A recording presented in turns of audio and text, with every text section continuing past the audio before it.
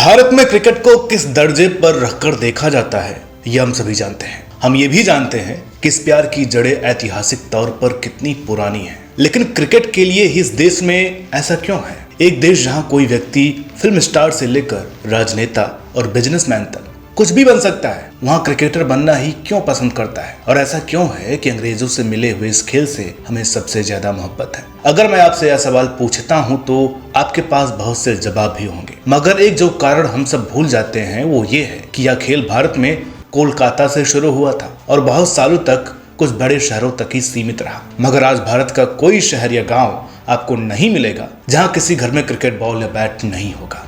यह वो खेल है जिसे भारत में अंग्रेजों ने शुरू किया था और यह खेल सिर्फ राजाओं के अधिकार क्षेत्र में बहुत सालों तक रहा। मगर फिर इसी खेल ने हमें नवाब पटौदी से मिलवाया, तो पालवंकर भालू को भी हम इसी खेल से ही जानते हैं। हिंदू मुस्लिम की राजनीति के बीच पला बड़ा हुआ यह खेल आज भारत में सेकुलरिज्म का सबसे बड़ा उदाहरण है। यानी कि यह खेल हमें इसलिए भी पसंद है क्योंकि यहाँ मिनी भारत नजर आता है, एक ऐसा भारत जो बहुत खूबसूरत है। आज के इस वीडियो में हम अंग्रेजों से मिले इस खेल के इतिहास को एक नई नजर से आपके सामने रखने वाले हैं। तो तैयार हो जाइए एक खेल के भारत बन जाने वाली इस यात्रा के साथ चलने के लिए। नमस्कार, मेरा नाम है अनुराग सूर्यवंशी और आप देख रहे हैं नारद टीवी।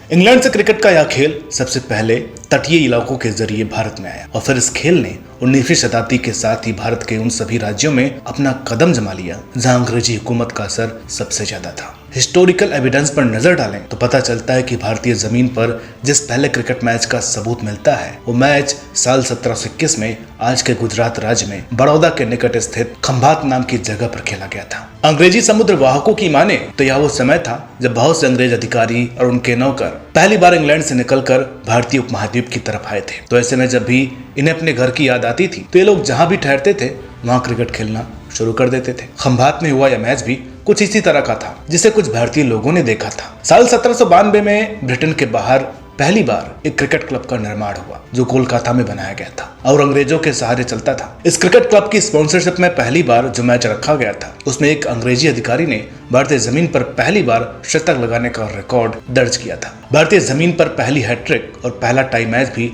अंग्रेजी अधिकारियों के बीच खेले गए हैं। अंग्रेजी अधिकारियों के बीच खेले गए ऐसे ही मैचों के दौरान सामने आया था क्योंकि उस समय भारतीय जमीन से ताल्लुक रखने वाले बहुत कम लोग ही क्रिकेट खेलते थे या यूं कहें क्रिकेट के बारे में जानकारी रखते थे। रामचंद्र गुहा अपनी किताब a corner of a foreign field में बताते हैं कि सामान्य भारतीय लोग क्रिकेट खेल रहे अंग्रेजी लोगों को पागल समझते थे क्योंकि उन्हें यह समझ में नहीं आता था कि उनके साहब को तेज धूप में एक लेदर गेंद के पीछे दौड़ने में क्या आनंद मिल रहा है। साल 1792 में मद्रास में क्रिकेट के आगमन की पहली झलक डैनियल नाम के चित्रकार की बनाई हुई तस्वीर के जरिए मिलती है, जिसके बाद साल्ट डिपार्टमेंट में काम करने वाले कुछ अंग्रेजी अधिकारियों ने भी अपने अकाउंट्स में तमिल राज्यों में क्रिकेट को लेकर उनके अनुभवों को साझा किया है। कोलकाता क्रिकेट क्लब और फिर मद्रास क्रिकेट क्लब में जिमखाना मैदान भी बनाए गए जहां ज्यादातर अंग्रेजी हुकूमत से संबंधित लोग ही खेला करते थे। 19वीं शताब्दी के तीसरे दशक तक मुंबई के मैदानों पर अंग्रेजी सोल्जर्स के साथ पारसी लोग भी यहाँ खेलते हुए नजर आने लगे। पारसी लोगों को देखकर हिंदू धर्म से जुड़े लोगों ने भी यह खेल खेलना शुरू कर दिया और जल्द ही मुस्लिम लोग भी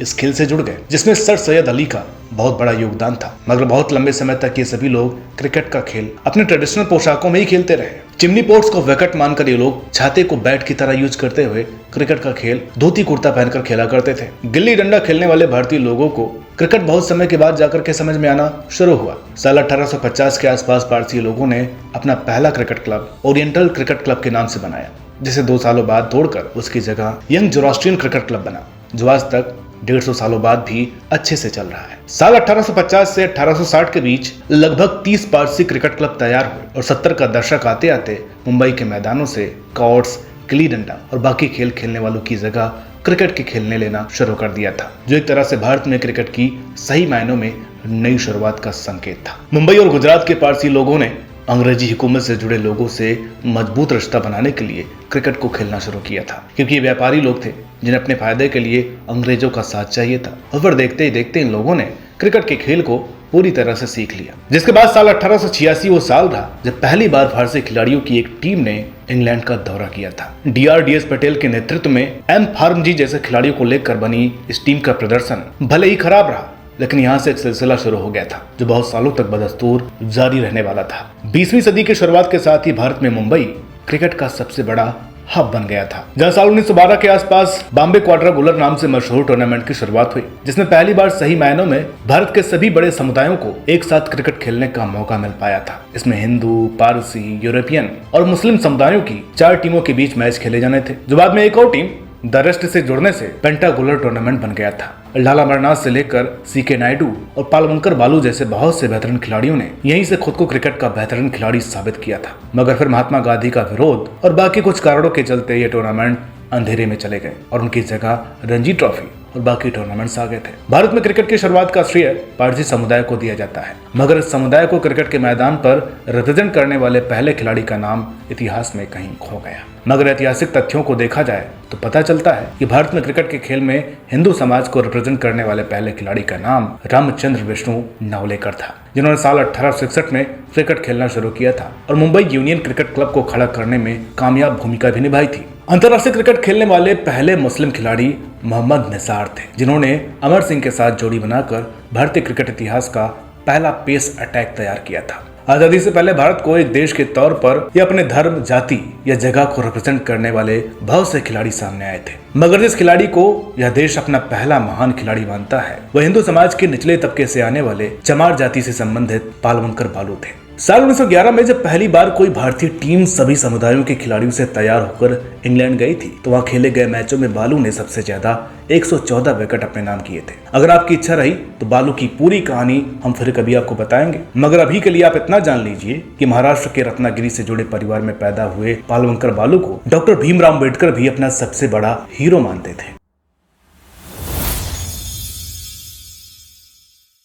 भारत में क्रिकेट का सबसे पहला केंद्र कोलकाता था, जहां से यह खेल गुजरात और मद्रास से लेकर बाकी जगहों तक पहुंचने में कामयाब रहा था। महाराष्ट्र, पंजाब, तमिलनाडु और बेंगलोर भारतीय क्रिकेट में सबसे ज्यादा असर रखने वाले 4 राज्य हैं। भारत के अंतर्राष्ट्रीय क्रिकेट में अभी तक लगभग 216 खिलाड़ियों ने वनडे क्रिकेट में पदार्पण किया, जिनमें से 20% खिलाड़ी महाराष्ट्र से आते हैं। जुलाई 2003 से अगले 10 सालों में 49 खिलाड़ियों ने अलग अलग फॉर्मेट्स में भारत के लिए डेब्यू किया था, जिनमें से वीरेंद्र सहवाग और विराट कोहली जैसे ज्यादातर खिलाड़ी दिल्ली से बिलोंग करते थे। साल 1974 में जब भारतीय टीम अपना पहला वनडे मैच खेलने उतरी तो मैदान पर उतरने वाले 11 खिलाड़ियों में से 5 खिलाड़ी महाराष्ट्र से थे। साल 1952 से साल 1956 तक भारत की जो भी टीम टेस्ट मैचों के लिए मैदान पर उतरती थी, उस टीम के 5 से 7 खिलाड़ी मुंबई से निकले थे। भारतीय टीम में आखिरी बार साल 2006 में एक टीम मैदान पर उतरी थी, जिसमें 5 खिलाड़ी मुंबई से बिलोंग करते थे। उसके बाद धोनी के आगमन के साथ ही भारतीय क्रिकेट में छोटे शहरों के खिलाड़ियों ने अपनी जगह बनाना शुरू कर दिया और बहुत से दूसरे राज्यों को भी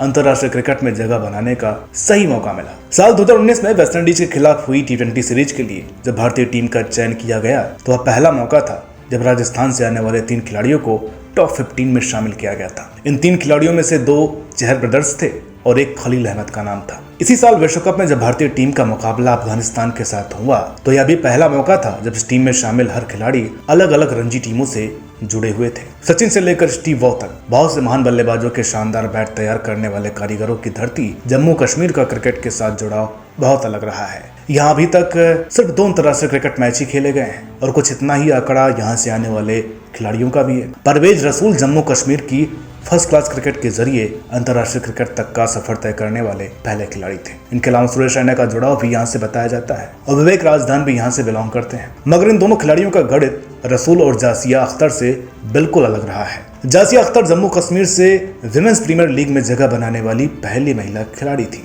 मद्रास में क्रिकेट को स्थापित करने का श्रेय बूची बाबू और उनके साथियों को दिया जाता है, जिन्होंने यहाँ पर साल 1888 में पहला क्रिकेट क्लब स्थापित किया था। भारत में क्रिकेट को सही तरीके से सीखने और सिखाने का सिलसिला भी यहीं से शुरू हुआ था। विजय मेहरा अंतर्राष्ट्रीय क्रिकेट स्तर तक पहुंचने वाले पहले ऐसे खिलाड़ी थे जिनका ताल्लुक अमृतसर से था। उसके बाद बिशन सिंह बेदी ने यहाँ से निकलकर अंतर्राष्ट्रीय क्रिकेट में जगह बनाई, जिनके बारे में बात करते हुए मदन लाल जी ने उन्हें उत्तर भारत के क्रिकेट का गॉडफादर कहा था, क्योंकि बिशन सिंह बेदी ने पंजाब के साथ दिल्ली क्रिकेट को भी बेहतरीन बनाने में अपना योगदान दिया था। भारत में अगर क्रिकेट का इतिहास देखें तो इसमें आपको अपने देश का हर रंग देखने को मिलता है। कश्मीर से कन्याकुमारी और राजस्थान से दिल्ली, पंजाब और गुजरात से कोलकाता, हर क्षेत्र की मिठास खूबसूरती, रंग और कल्चर भारतीय क्रिकेट में हमेशा से ही रही है। लेकिन एक कमी फिर भी रह जाती है और वो ये है कि भारतीय क्रिकेट में नॉर्थ ईस्ट को रिप्रेजेंट करने वाला कोई बड़ा खिलाड़ी जगह नहीं बना पाया है। पालवनकर बालू को परिचय देने वाले इस इतिहास में हमें यह भी मिलता है कि इस देश के अंतर्राष्ट्रीय क्रिकेट में जगह बनाने वाले सिर्फ 4 ही खिलाड़ी लोअर कास्ट से आते हैं और चौथा नाम विनोद कांबली हैं, जिन्हें संन्यास लिए अरसा बीत चुका है। हमें अभी देखते हैं कि महेंद्र सिंह धोनी से पहले छोटे शहरों कस्बों से ना के बराबर खिलाड़ियों को ही अंतर्राष्ट्रीय क्रिकेट तक पहुंचने का मौका मिल पाया है। इसके साथ ही ये सवाल भी खड़ा होता है कि लगभग 100 सालों के लंबे इतिहास में भारतीय क्रिकेट को अपना पहला आदिवासी क्रिकेटर क्यों नहीं मिल पाया है। सवाल बहुत सारे हैं और सबके अपने अपने कारण भी हैं। नॉर्थ ईस्ट के लोगों से अगर आप पूछोगे तो आपको पता चलेगा कि वहाँ क्रिकेट उतनी शिद्दत से कभी स्वीकार ही नहीं किया गया जिस तरह मुंबई में लोगों ने किया। बात रही दलित और आदिवासी खिलाड़ियों की, तो संसाधनों की कमी और सामाजिक व्यवस्था इस कमी के पीछे कारण हो सकता है। लेकिन जैसा कि कहा जाता है कि क्रिकेट नेवर से नेवर वाला खेल है, तो संभावनाएं अभी भी हैं। बस एक शुरुआत की जरूरत है जो छोटे शहरों की तरफ से महेंद्र सिंह धोनी के जरिए हुई थी, जिसके बाद किस तरह के बदलाव भारतीय क्रिकेट में हुए इससे आप सभी वाकिफ हैं। साल 2001 में खड़गपुर रेलवे स्टेशन पर जब महेंद्र सिंह धोनी टिकट कलेक्टर का काम करने में लगे हुए थे, एक ऐसा काम जहां की भागदौड़ में धोनी को कहीं कुछ भी सोचने का समय नहीं था, तब अगर उनसे कोई पूछता कि आप खुद को अगले 10 सालों में कहां देख रहे हैं, तो धोनी का जवाब कुछ भी हो सकता था। लेकिन ये बात उनके जहन में शायद कहीं पर भी नहीं थी कि ठीक 10 साल बाद वो भारतीय क्रिकेट इतिहास के दूसरे वनडे विश्व कप विजेता कप्तान बनने वाले हैं। और धोनी ही क्यों, अपनी भागदौड़ में व्यस्त रांची के लोगों ने भी शायद कभी नहीं सोचा था कि जिस जगह ने भारतीय क्रिकेट को कभी भी कोई खिलाड़ी नहीं दिया है, जहां क्रिकेट के नाम पर फैसिलिटीज बिल्कुल ना के बराबर है, वहां से एक लड़का निकलेगा और महज कुछ ही सालों में क्रिकेट को प्यार करने वाले हर शख्स के लिए इंस्पिरेशन का दूसरा नाम बन जाएगा। महेंद्र सिंह धोनी ने अपने जीवन में बहुत कुछ कमाया है, लेकिन छोटे शहरों के लाखों बच्चों की आंखों को यह ख्वाब देने की, वो भी भारत में, कि वो क्रिकेट के सबसे बड़े मंच तक पहुंच सकते हैं, ये महेंद्र सिंह धोनी की सबसे बड़ी कमाई है। महेंद्र सिंह धोनी से पहले छोटे शहरों कस्बों को अंतर्राष्ट्रीय क्रिकेट में रिप्रेजेंट करने वाले खिलाड़ी बहुत कम थे, लेकिन उसके बाद आज ऋषभ पंत से लेकर मोहम्मद शमी और कुलदीप यादव से लेकर भुवनेश्वर कुमार तक एक बड़ी लंबी कतार है जो इस सफर को आगे बढ़ा रही है। और महेंद्र सिंह धोनी इस सफर में खड़े हर व्यक्ति के लिए सबसे बड़े उदाहरण है। धोनी ने छोटे शहरों से निकले लोगों में जो भरोसा और उम्मीद पैदा करने का काम साल 2007 में ही कर दिया था, उस उम्मीद और भरोसे को आगे आईपीएल ने सिर्फ एक मंच देने का काम किया था, जहां से एक खिलाड़ी भी धोनी की तरह सबसे बड़े मंच पर आसान रास्ते के जरिए पहुंच सकते थे। मिताली राज, झूलन गोस्वामी, हरमनप्रीत कौर, हरभजन सिंह और जहीर खान इस सूची में शामिल कुछ ऐसे नाम हैं जिन्होंने धोनी से पहले और बाद में बेहतरीन तरीके से छोटे शहरों को क्रिकेट के सबसे बड़े मंच तक पहुंचाया है। भारत ने क्रिकेट के साथ साथ 100 से भी ज्यादा सालों का इतिहास एक साथ देखा है। भारत के साथ साथ जिस तरह क्रिकेट चलता रहा है और कोई खेल उस सफर में आसपास भी नहीं है। क्रिकेट जिस तरह भारत की हर खूबसूरती को बताता है, शायद ही कोई दूसरा खेल किसी देश को उस तरह से परिभाषित करता हो। भारत हमेशा से फुटबॉल, रेसलिंग, हॉकी, कबड्डी और मुक्केबाजी में भी बेहतरीन इतिहास रखता है, मगर यहाँ के लोगों में, इस देश की गलियों में, यहाँ के फुटपाथ और दुकानों पर जो प्यार क्रिकेट को नसीब हुआ वो किसी दूसरे खेल को नहीं मिला।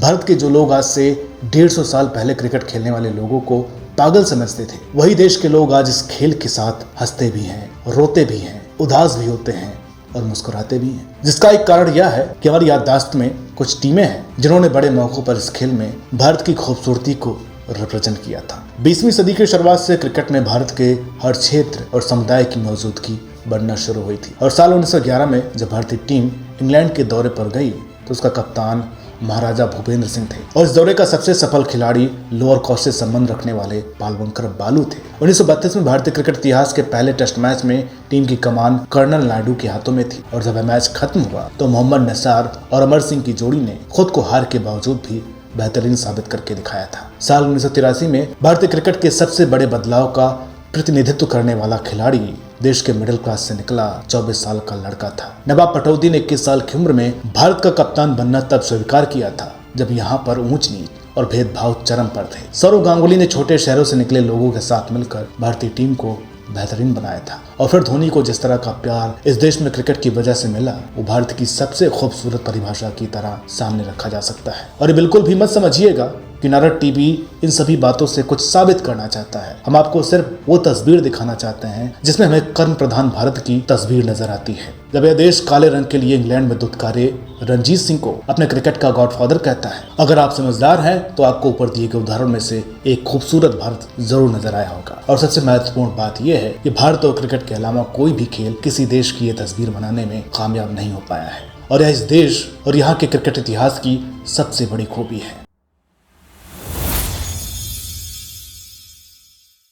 भारत में क्रिकेट आजादी से पहले भी मौजूद था और उसके बाद भी बना हुआ है, और यह खेल इस देश के इतिहास को परछाई की तरह सामने भी रखता आया है। अंग्रेजी हुकूमत ने रेसिज्म, कास्टिज्म और भेदभाव से भारत जूझ रहा था, तो क्रिकेट भी इससे दूर नहीं था। ये सभी बातें वहां भी थी, और जिस तरह कुछ नेताओं ने भारत में इनका विरोध किया, उसी तरह पालवंकर बालू जैसे लोगों ने क्रिकेट के मंच पर इन भेदभावों को खत्म करने का प्रयास किया था। फर्क यह था कि बालू ने यह विरोध अन्य नेताओं से पहले शुरू किया था। आजाद भारत में जिस तरह पराधीनता की आदत लोगों को पड़ गई थी, ऊंच नीच, छुआछूत और भेदभाव था, वही हालत टीमें भी थी। भारत में उस समय भी इसका विरोध हुआ, और क्रिकेट में नवाब पटौदी इस समय एक हीरो बनकर के सामने आए। 70 और 80 का दशक भारत में कुछ बड़े बदलावों और छोटी छोटी शुरुआतों से भरा हुआ था। क्रिकेट में भी इस तरह विदेशी जमीन पर जीत हासिल करने की शुरुआत हो गई थी, और धीरे धीरे किस तरह भारत इस दौरान खुद को मजबूत कर रहा था, क्रिकेट में इस बात को 1983 का साल सबसे अच्छे से सामने रखता है। साथ ही वो समय भी था जब भारत ने 1971 युद्ध के जरिए यहाँ अमेरिका की मनमानी का जवाब दिया। तो क्रिकेट के मैदान पर भी इंग्लैंड ऑस्ट्रेलिया की मनमानी पर साल 1987 का विश्व कप आयोजन थप्पड़ की तरह था। 90 के दशक में किस तरह भारत वैश्विक महाशक्ति बनने की तरफ कदम बढ़ा रहा था, इस बात को क्रिकेट के मैदान पर सचिन तेंदुलकर के नन्हे कदम बहुत अच्छे से बता रहे थे। पुरानी गलतियों से सीखकर जिस तरह भारत ने हर क्षेत्र में नई सदी के साथ एक नई शुरुआत हुई, उसी तरह गांगुली का दौर क्रिकेट में भी भारत की एक ठोस शुरुआत थी, जिसमें किसी भी तरह का डर और संकोच की कोई जगह नहीं थी। और अब सोफिस्टिकेटेड और डिफेंसिव क्रिकेट खेलने वाले भारत में क्रिकेट का रंग ढंग बदल गया है। ग्लैमर, स्पीड, पैसा और चमक दमक के साथ साथ आईपीएल के दूसरे सीजन को 3 सप्ताह के अंदर अंदर पूरी तरह से साउथ अफ्रीका में जाने वाली बातें नए भारत के विश्वास और आत्मबल को अच्छे से सामने रखती हैं। अगर आप ध्यान से देखते हैं तो आप महसूस करेंगे कि 90 सालों बाद आज भी क्रिकेट का खेल जिस तरह भारत को दिखाता है, कोई और खेल या कुछ भी भारत की तस्वीर उतने अच्छे से तैयार करने में कामयाबी हासिल नहीं कर सकता है। यहाँ कुछ कमियां भी हैं, खूबसूरती भी है, अच्छाई भी है, बुराई भी है, तालियां भी हैं और गालियां भी हैं, और फिर उठने का जज्बा भी है। और यही चीजें हैं जो भारत को भारत और शायद क्रिकेट को क्रिकेट बनाती हैं। यही भारत है और भारतीय क्रिकेट भी यही है। तो दोस्तों, आज की इस वीडियो में इतना ही। उम्मीद करते हैं कि यह वीडियो आपको पसंद आई होगी। और वीडियो अच्छी लगी हो तो प्लीज़ इसे लाइक करें, शेयर करें। चैनल पर नए हो तो प्लीज़ इसे सब्सक्राइब करना ना भूलें। देखिए, एक वीडियो को बनाने में काफ़ी मेहनत लगती है, काफ़ी मशक्क़त लगती है, काफ़ी रिसर्च लगती है। तो उम्मीद करते हैं कि आप हमारी मेहनत को बेकार नहीं जाने देंगे। मिलते हैं आपसे अगली वीडियो में, तब तक के लिए नमस्कार।